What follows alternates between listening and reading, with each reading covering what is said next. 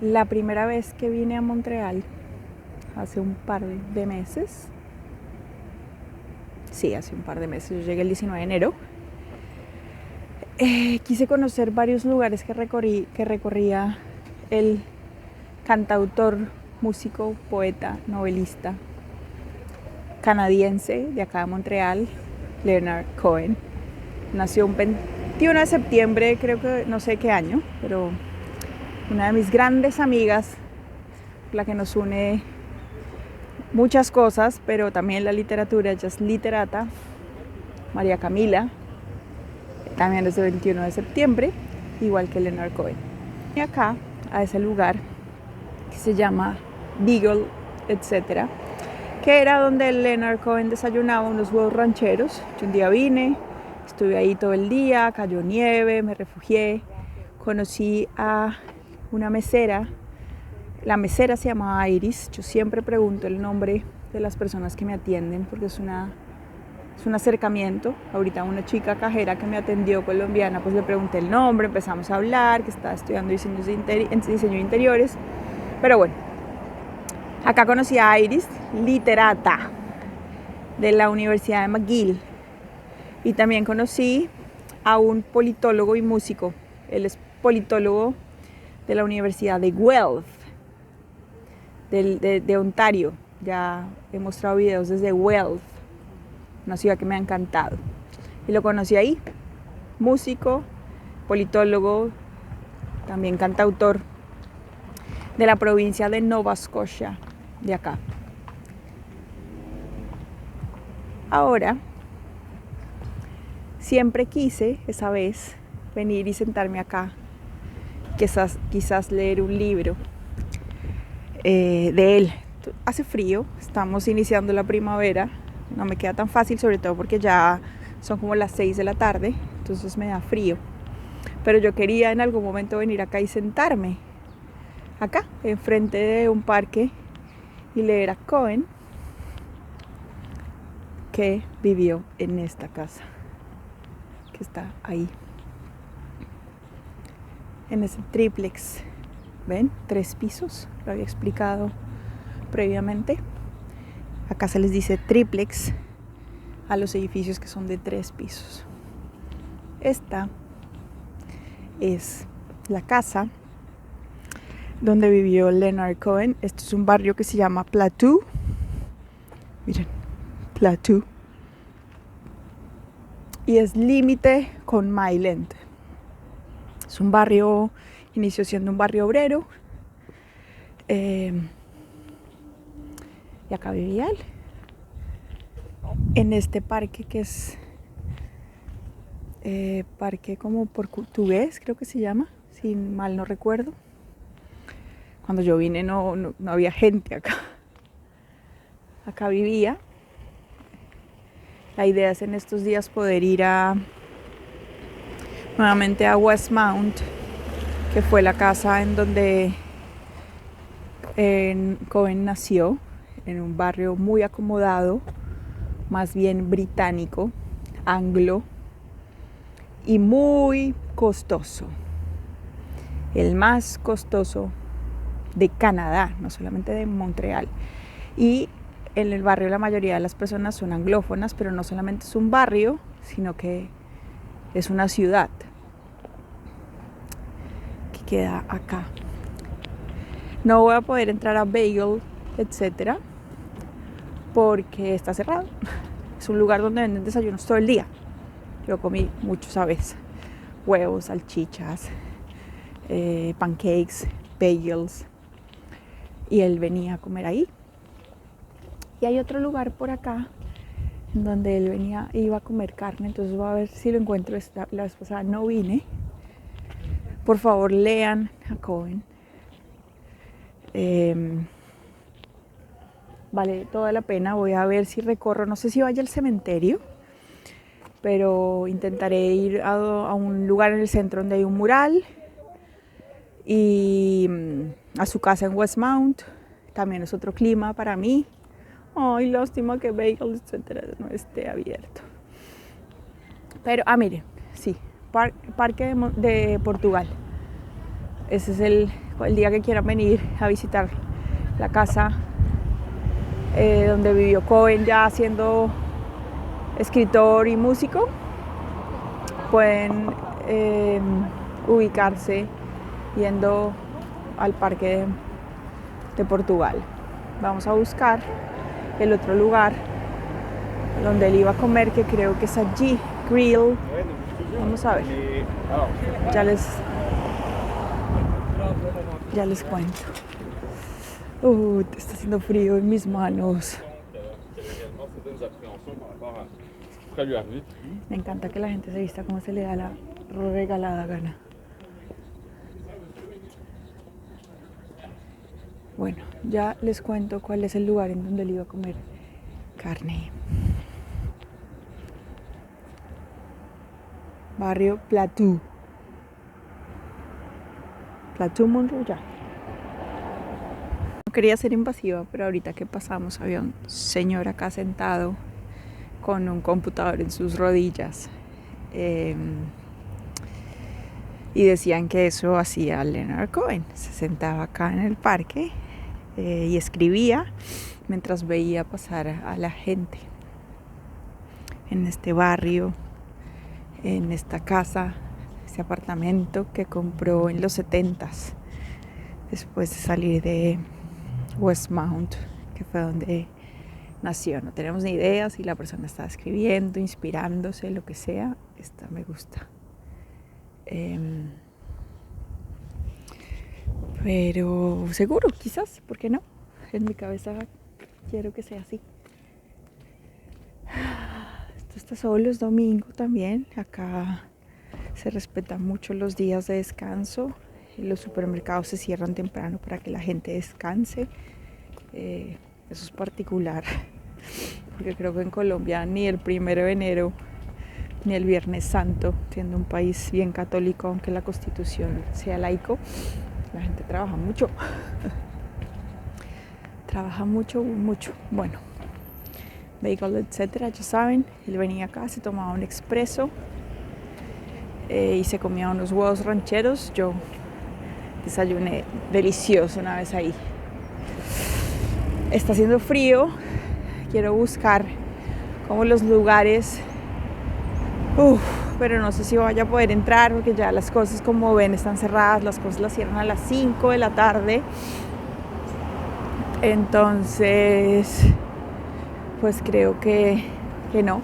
Quería buscar un restaurante en donde Cohen comía carne ahumada, muy típica de Montreal. No es esta, no creo que sea esta. Él durante un tiempo fue vegetariano, pero luego volvió a comer carnes. Se les dice como deli, hasta como estos lugares. Y el que él venía por acá era como muy popular, judío, además, carne de res, ¿no? Comen. No sé si lo encuentre, pero si lo encuentro se los mostraré. Si está abierto, quizás entre a comer. Mis manos se están congelando porque estos guantes pues se les entra el frío. Entonces tengo que esconder mis manos hasta otro momento. Esto, como que cuentan que él caminaba mucho por acá y se encontraba la gente y demás. Y decía que siempre debía volver a su ciudad. Y creo entender el porqué.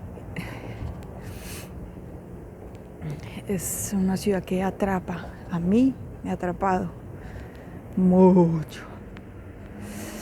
Y volvería muchas otras veces, como Buenos Aires, esas ciudades que uno puede volver y volver y volver. Y yo me siento como parte de, no me siento extranjera, aunque lo sea.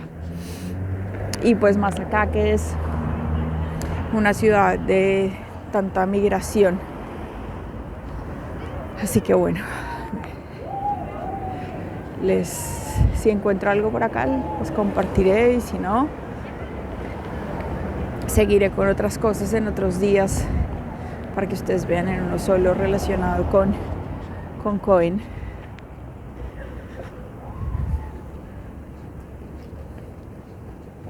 Chao. Bueno, estoy intentando esta vez ir a la casa donde nació y creció Leonard Cohen. Acaba de haber una pelea aquí en el metro, no conocía esta estación.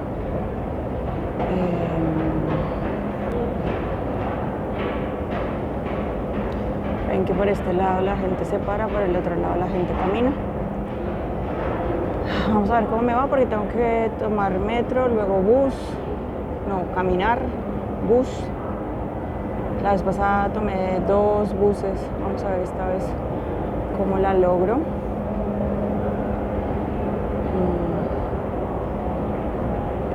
Siempre es complejo cuando uno se encuentra con peleas así. Yo sepa que es una ciudad segura, es un miedo como inminente que está ahí, inevitable. Quiero que vean cómo en un día cambia la temperatura en Canadá y acá en Quebec, en la provincia de Quebec. Estoy en Montreal. Ayer les mostré, ayer estaba haciendo un video de la casa que compró Leonard Cohen en los años 70 en Plateau, Mont-Royal. Estoy en Westmount, que es un barrio, pero también es una ciudad dentro de Montreal.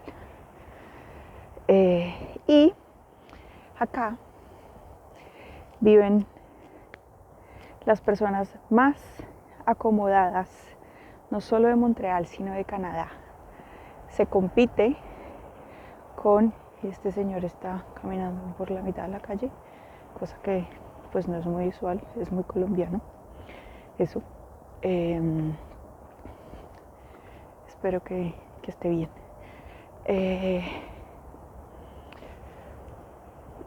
Es un barrio muy acomodado, es un barrio anglófono. Montreal, la lengua es el francés, pero en este barrio vive la gente más rica, lo que estaba diciendo, la gente más rica de Canadá, como con un barrio de Vancouver. Y aquí, ya estoy llegando a su casa, yo estuve la vez pasada, nació Leonard Cohen en una familia judía. Aunque él después tuvo como inclinaciones del budismo, pero ya cuando era él como escritor, que no sé si saben, pero él dice o decía que le debía mucho a Lorca, que se inspiró mucho en él. Y Cohen, que ya estamos llegando a su casa, tiene algo, y es que habla de la imperfección y de que sin las grietas no puede entrar la luz, que eso es muy budista, eso es muy zen, aunque viene el taoísmo, pues después lo adopta, digamos, ese término que yo amo, que se llama wabi sabi, como mi restaurante favorito con Alejandro, completamente japonés, y a sus 6 meses el restaurante lo cerraron. El wabi sabi significa como la imperfección y la belleza de lo imperfecto y la belleza del paso del tiempo y de la impermanencia. Y Cohen habla mucho de eso. Y acá nació él, en esta casa nació Cohen. Y yo quería hacer un video de él para motivarlos y motivarlas a leerlo y a oírlo. No es que yo haya leído mucho, saben que me interesa mucho la literatura, la estudié en una maestría, pero me parece fundamental. Yo ya fui a su tumba la vez pasada en Mont Royal. Estamos al lado, estamos cerca a Mont Royal, que es como la montaña que está acá. Y por eso esto se llama Westmount, este barrio. Y acá nació él. Acá nació él. Y sin grietas no hay luz. Y eso es lo que yo también quiero mostrar acá en el canal. O sea, a mí no me interesa. Obviamente tendré que aprender a editar, tendré que aprender sí, que tendré que aprender cosas que yo no sé. Pero creo que lo más importante y lo que él decía, a pesar de sus dolores también, como los de cualquier persona, que algunos son más duros que otros, sin lugar a duda, para mí, pues la autenticidad y mostrarnos tal como somos. He recibido recomendaciones de hacer esto y esto, lo recibo con mucha gratitud, pero yo no me quiero parecer a nadie, porque yo soy yo y cada quien es cada quien. Y digamos que lo mío es la narración, tendré que aprender a editar y demás, pero si se me cae el celular no importa, si no se oye bien, pues sí podría importar porque mi intención es hablar. Pero la imperfección es parte fundamental de la vida y el paso del tiempo. Y acá vivió él, y ahí está la ardillita. Y miren, ayer estaba haciendo sol y hoy cayó nieve.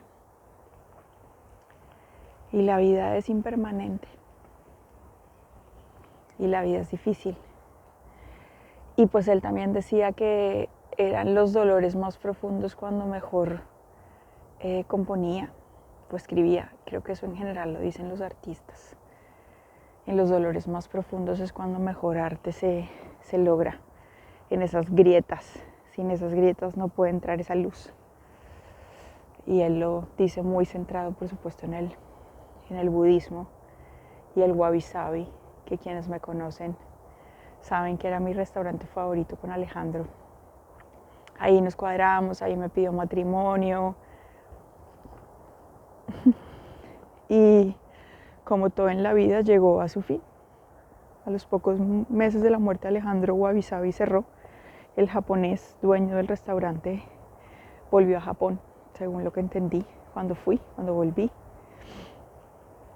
Nunca encontraré un lugar como ese, ni siquiera acá en Montreal, que he ido a los restaurantes de verdad más fifís de comida oriental. Obviamente tengo nostalgia frente a ese lugar por todo lo importante que sucedió. Miren, ahí vivió. Léanlo, óiganlo por lo menos. Miren esta casa. Esta es Westmount. La mayoría de las personas son anglófonas. Hace un tiempo, no sé más o menos en qué año, pero se estableció que el 80% de la comunidad que vivía acá en Westmount era anglófona. Recuerden que Montreal y Quebec, la provincia de Quebec, pues fueron colonia británica y francesa. Entonces acá es una mezcla de ambas, más la propia. Y por eso me gusta tanto, porque también es muy clásica. Esto tiene unas mansiones, este barrio, que de pronto ahorita les muestro un poquito porque la idea era hablar de Cohen. Pero si quieren venir si tienen la oportunidad de venir a Montreal, vengan a este barrio para que vean unas casas que son castillos, de verdad. Si ven, acá estamos un poco subidos, allá está el centro de Montreal, miren. Es muy cerca al centro y es muy cerca también al monte, Mont Royal. Miren, yo fui a la tumba de Cohen, pero queda allá en Mont Royal. Fui en carro con Dianis. Ahorita es más difícil ir porque me toca en transporte y bla, bla, bla. Me toca caminar mucho. Pero estuve en la tumba. Quienes me conocen y saben que amo los cementerios. Desde antes de la muerte de mi esposo tengo no sé, me gusta comunicarme o imaginarme las historias de los muertos y recorrer en los países a los que voy los cementerios. Esto es Westmount. Miren, estoy en la biblioteca pública de Westmount, la ciudad, barrio donde nació Leonard Cohen. Y aquí hay esto, como un espacio de Alicia en el País de las Maravillas. Este es el primer piso donde están los niños y las niñas, como una biblioteca para ellos. La mayoría de las personas hablan inglés acá. Había un par de señoras inglesas arriba. Y bueno, como estoy en una biblioteca y mostré cosas de Cohen, quiero leer exactamente la frase que había dicho hace un rato, que está en una canción. Dice: hay una grieta en todo, así es como entra la luz. Y era lo que había dicho. O sea, si no hay grietas, sí, no tenemos como entre la luz. Yo una vez, eso no tiene que ver exactamente con esto, pero leyéndolo recordé algo que sentí cuando Alejo murió. Y es, mucha gente no logra como compartir el dolor ni ver a la otra persona en el dolor. Y yo siento que entre más herméticos seamos, más complejo es. La mayoría de personas no me reconocían en el dolor y en el duelo, ni yo misma me reconocía en el dolor y en el duelo. Nunca había atravesado por algo tan complejo, así casi me mataran en Londres o así haya de verdad comido tanta miércoles en la migración u otras cosas que hacen parte de los dolores de la vida. Pero esa muerte de Alejandro yo no la comparo con nada de mi dolor. Y yo una vez tomando como café con leche, que yo meto las galletas en el café y lo mojo. Y yo pensaba, creo que es más fácil cuando la galleta está blandita, para que no se parta en 1000 pedazos. Porque cuando está muy dura y muy rígida, si se cae, se rompe. Y en mi caso particular, yo creo que siempre quise ser tan fuerte para Alejandro, porque el que estaba atravesando la enfermedad era él, entonces de alguna forma no validaba lo que yo sentía, que cuando él se murió, yo me partí en 1000 pedazos. Yo no me mojé antes en un café con leche. Yo me desbaraté. Y dejándome desbaratar y partirme, pues ha entrado la luz. Seguramente ustedes también. Entonces también es esa parte de mostrarnos frágiles y sabernos frágiles, porque la vida sí o sí es difícil. Entonces, bueno, repito, ahí está esa frase de Cohen, que él sí, como que en algún momento se volvió budista. Creo que en algún momento también se catalogó como judío zen, porque esta frase es bastante zen. Y esto pues me recuerda a lo que yo también había dicho, que tiene que ver con Wabi Sabi. Entonces acá, como estoy en una biblioteca, pues aprovecho para buscar. Entonces Wabi Sabi es la imperfección y el paso del tiempo. Es un término que se utiliza sobre todo para la estética. Y es en la belleza. La belleza está en las cosas pequeñas y en aceptar todos los ciclos naturales de la vida.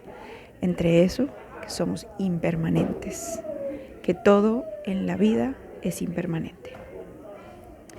El término efectivamente inició como un término taoísta y luego se volvió un término zen. Y bueno, ahí está también la unión que en mi cabeza se me viene con Cohen, ¿no? No es que él haya hablado, que yo recuerde que haya hablado Wabi Sabi, no. Solo que recordando su frase, pues me llevó a mí a Wabi Sabi. Wabi significa la elegante belleza de la humilde simplicidad. Y Sabi significa el paso del tiempo y el deterioro. Cuando Alejo murió, yo me leí tantos libros, tantos, de verdad que yo pude leerme más de 100 libros el primer año. Sobre la vida después de la vida, sobre el duelo, sobre literatura sobre duelo. O sea, yo necesitaba de alguna forma refugiarme en la lectura y que otros habían escrito sobre el dolor de la muerte de un ser amado. Y una vez encontré en un libro el término wabi sabi, yo sentía que era como un mensaje de Alejandro. Yo creo en eso, es lo que siento, es lo que me permite sobrevivir. Cada quien se sostiene de lo que puede, de Dios, de los libros, de la espiritualidad, de la meditación, de la escritura, de lo que sea. Y pues yo me refugio de la escritura y ahora pues estoy utilizando esta herramienta para hablar sobre lo que pienso y lo que veo, y en ello pues siempre estarán escritores y músicos y escritoras, porque la literatura, la escritura y la música hacen parte fundamental de mi vida, fundamental de mi existencia. Los viajes también, pero los viajes son otra cosa, también hacen parte de privilegios que he podido tener y que he podido aprovechar y que he tenido que trabajar para tenerlo, y que por supuesto hacen parte de mi existencia. Hace 20 años que llevo haciéndolo, pero lo otro pues desde que aprendí a leer y a escribir. Y sí, estoy de acuerdo también con los artistas cuando dicen que en los dolores más profundos es cuando más podemos, más como que salen más cosas de nuestra alma realmente. Cuando estamos felices es más difícil. Y pues las emociones para mí no son ni positivas ni negativas, simplemente son emociones, pero pues en el duelo es una constante de dolor profundísimo, profundísimo, que el dolor está. Pero bueno, esto quería hacerlo para relacionarlo, leerlo y sentarme acá para relacionarlo con Leonard Cohen,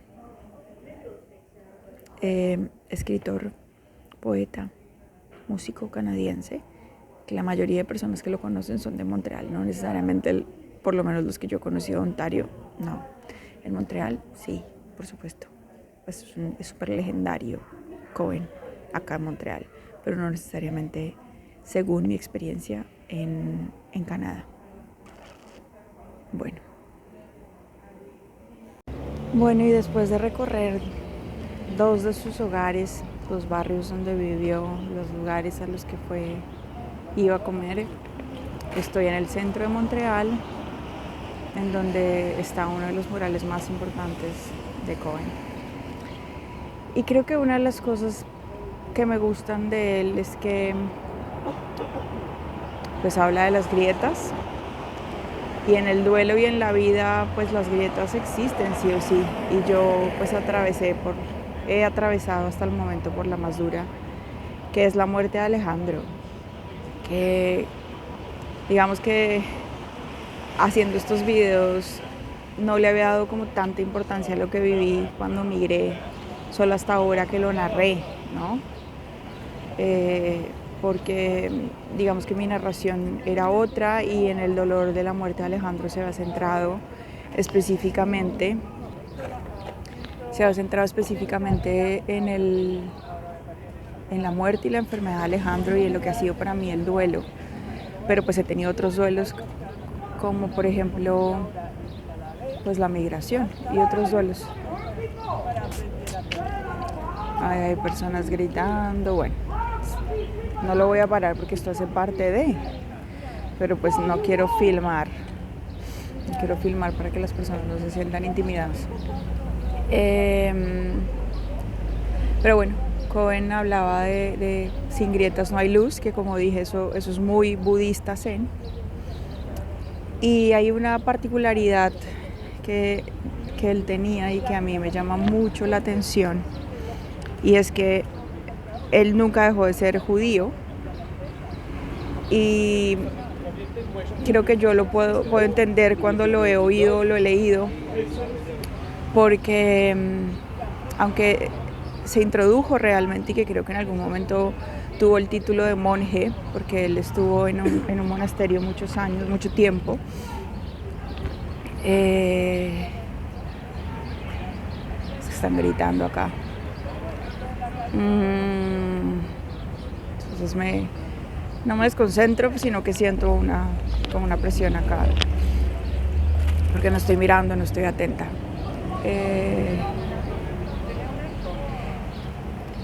Esperen. Bueno, ya. Entonces, cuando yo, o sea, lo entiendo cuando él decía que de alguna forma nunca dejó el judaísmo. Él era judío, nació en una familia judía, pero luego entró al budaísmo zen y de alguna forma entiendo, cuando yo estuve en Tailandia en el 2009 compartiendo con mi amiga Hua y su familia tailandesa, supe que para los budistas el budismo es una filosofía de vida, no es una religión. Así que Cohen decía varias veces como que él no le estaba rezando a otra deidad, porque el budaísmo no se centra en una deidad. El Buda, digamos que el budismo lleva a que cualquiera de nosotros puede ser Buda, ¿no?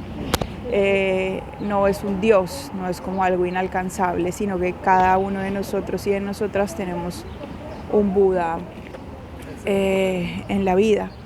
Y él hablaba de algo muy interesante y es que en algún momento de la vida los seres humanos necesitamos refugiarnos y buscar metáforas para encontrar el sentido de la vida.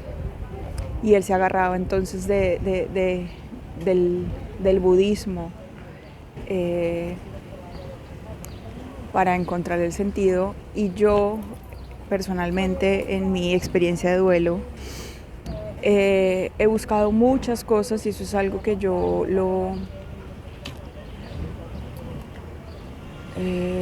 bueno, voy a caminar por acá para que no se centre únicamente mi cara en él. Para que después de la muerte de Alejandro yo me centraba mucho en buscar cosas. Es algo que él me enseñó porque en su enfermedad él buscó muchos caminos.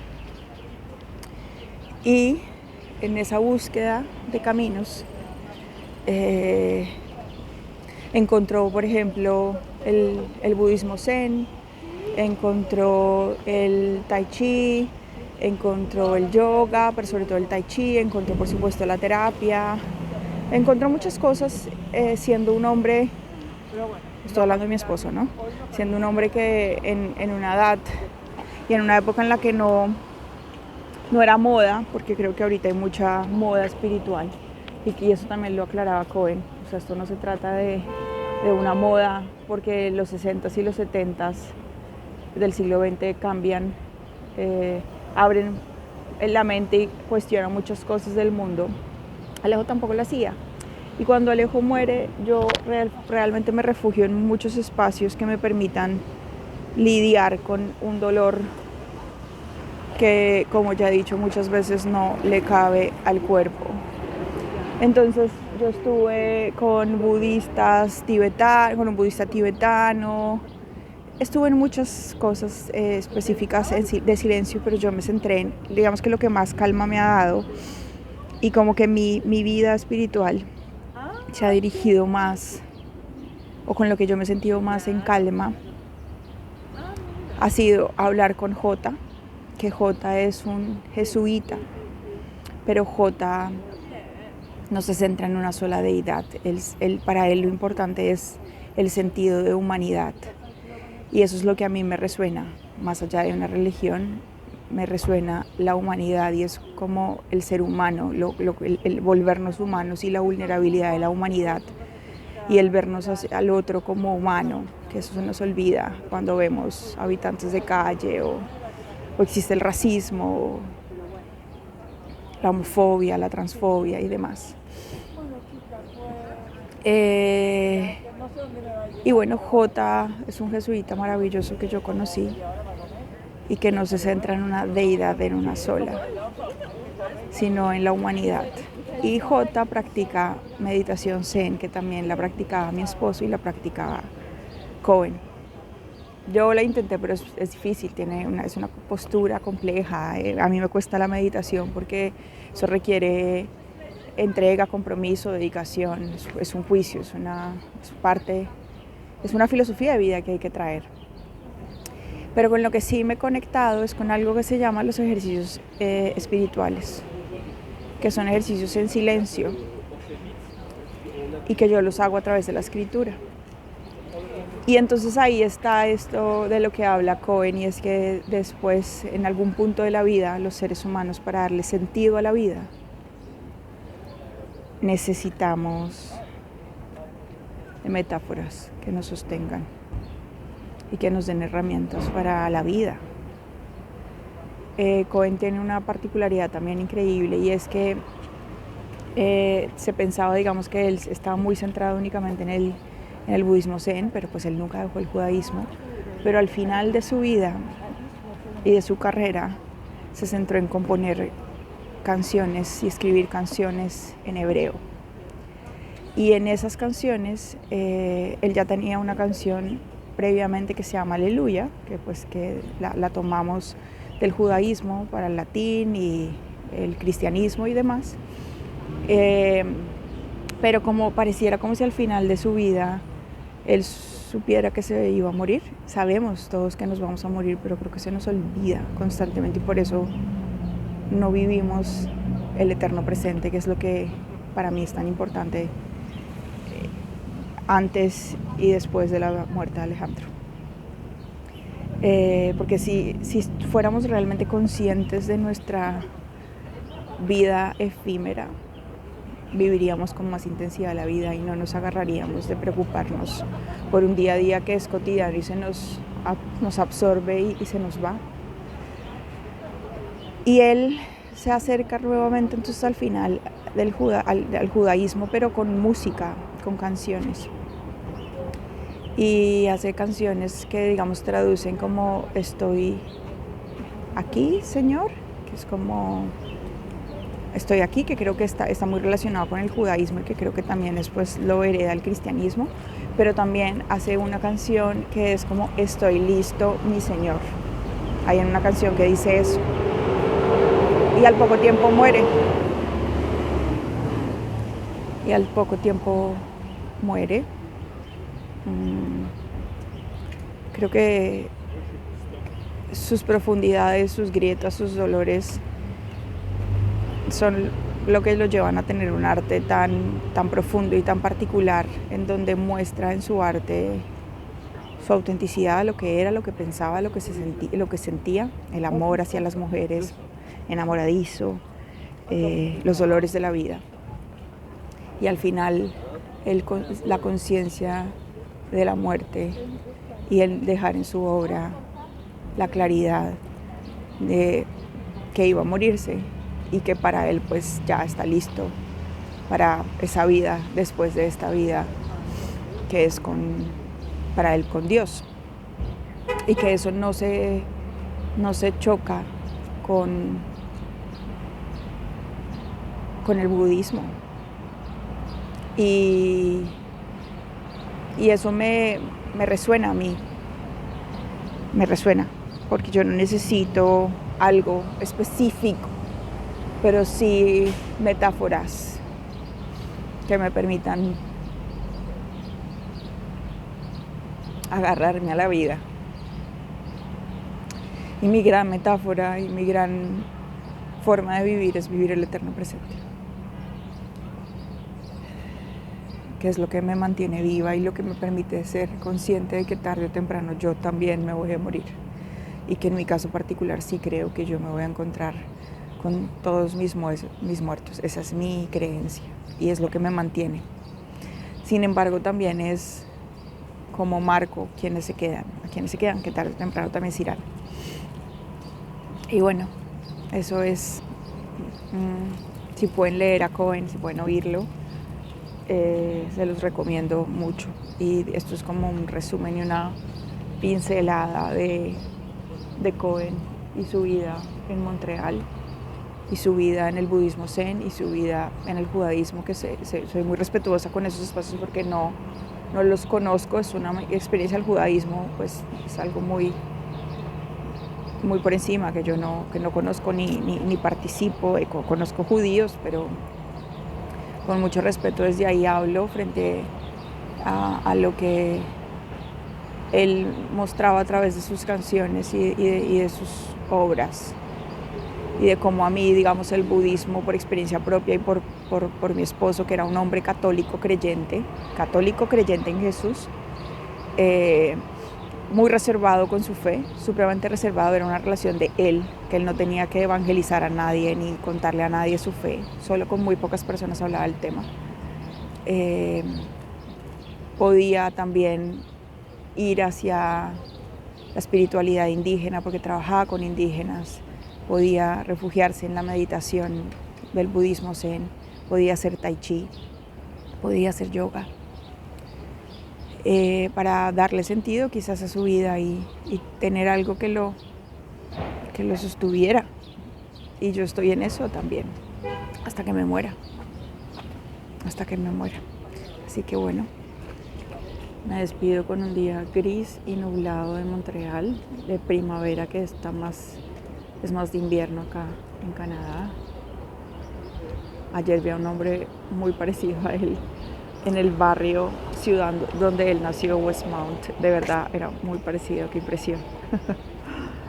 Así que bueno, así acá me despido con este episodio relacionado con Leonard Cohen, que es increíble. Susan es una canción increíble. Chao.